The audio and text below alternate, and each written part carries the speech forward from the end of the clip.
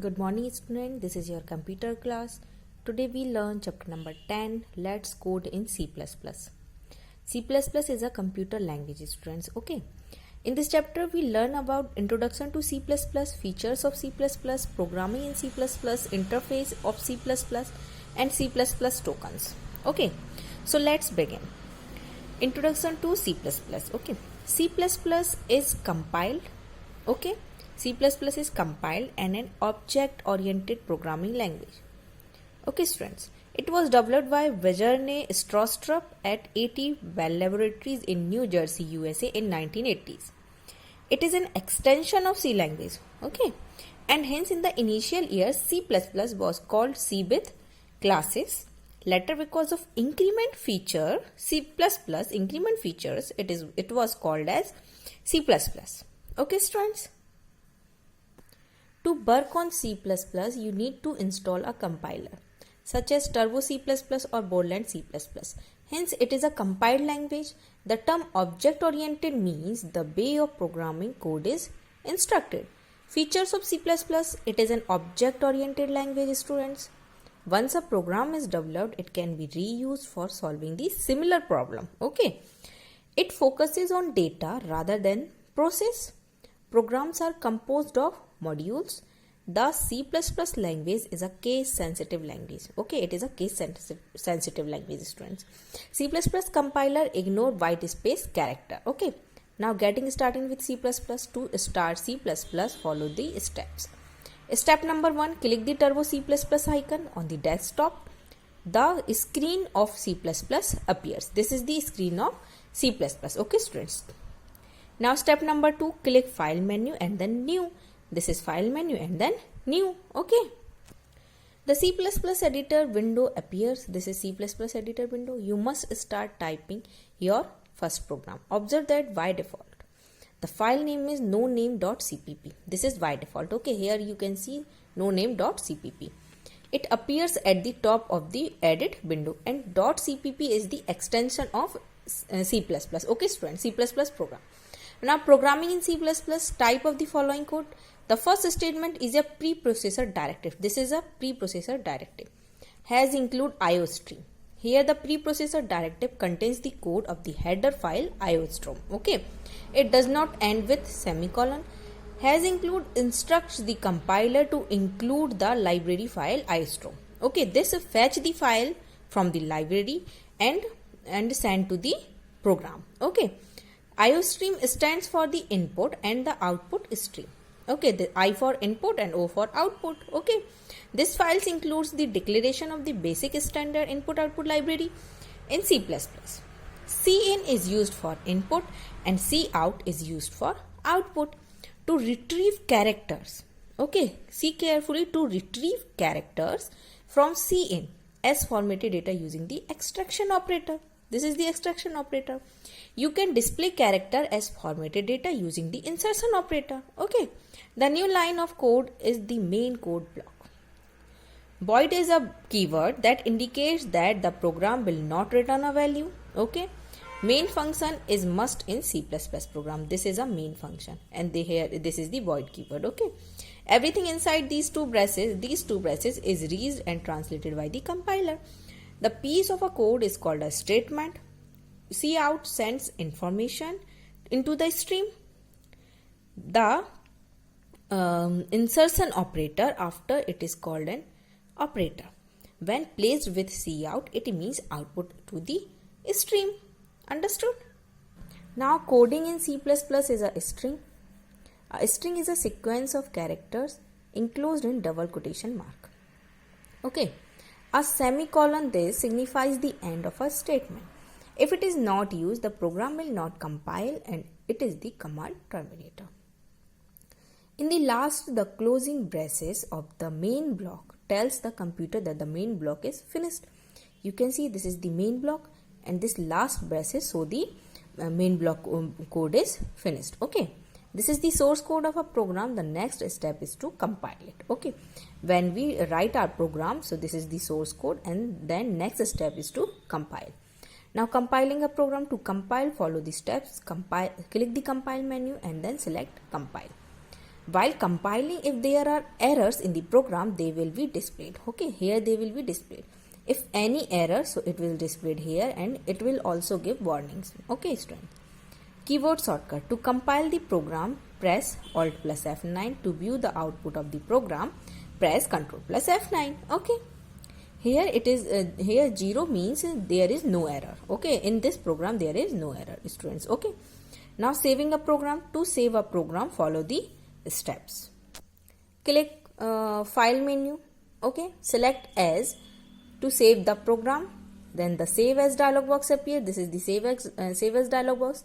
Type the name of the program. Okay, click OK. The file gets saved. Okay, whenever you type the name of the program, you have to write extension of C++, and extension of C++ is .cpp. C++ file have an extension here, .cpp. Okay, after compilation, .object and .exe files are automatically created. Okay, and you can edit only cpp file. You cannot edit in those files. Okay, students. Now no more. Preprocessor directives are the statements that are proceeded before the program is compiled. It informs the compiler to link the IOStream library to the program. A library is a kind of repository that stores snippets of code called function. The IOStream library contains code that allows you to send characters into a new next text stream, which is then fed into the screen. Okay, students. Also, it is important to know that the words cat, here C is capital, and cat, here C is small, mean different things to the compiler in C++. That's why C++ is a case sensitive language. Okay, students. Now C++ character set. C++ character set is a set of valid characters that the language can recognize and understand. Letter capital A to Z and small a to Z. Okay, digits 0 to 9. Special characters, these all are the special characters: space, plus, minus, multiply, dollar, and the at the rate, this percentage, colon, semicolon, comma, at the rate. These all are has. Okay, these all are a special character. Now formatting characters: backspace, horizontal tab, vertical tab, form field, and carriage return. Okay. Now C++ tokens. A C++ program consists of keywords, constants, identifiers, operators, punctuators, and statements. The smallest unit in a program is called token or lexical unit. C++ support identifiers and operators. Identifier is the name given by the program to the data type. An identifier is a sequence of characters from C++ character set. Now keywords. A keyword is a reserved word that is predefined in C++. Okay, students. For a particular purpose, an identifier cannot have the same name as keyword. Okay. Some of the C++ keywords are as follows. These all are the keywords. Okay. Here size of, new, long, int, char, double, float. These all are the keywords. Now variable. A variable is a location in the memory to store values. It can store integer, decimal, or character value. A variable has a name and its data type defined. Okay. The different data types are there: int, bool, float, double, char. This is whole numbers, integers. This is true or false, 0 or 1 also. Now float, fractional number, reals, float with twice the precisions, and a single ASCII code characters. Okay.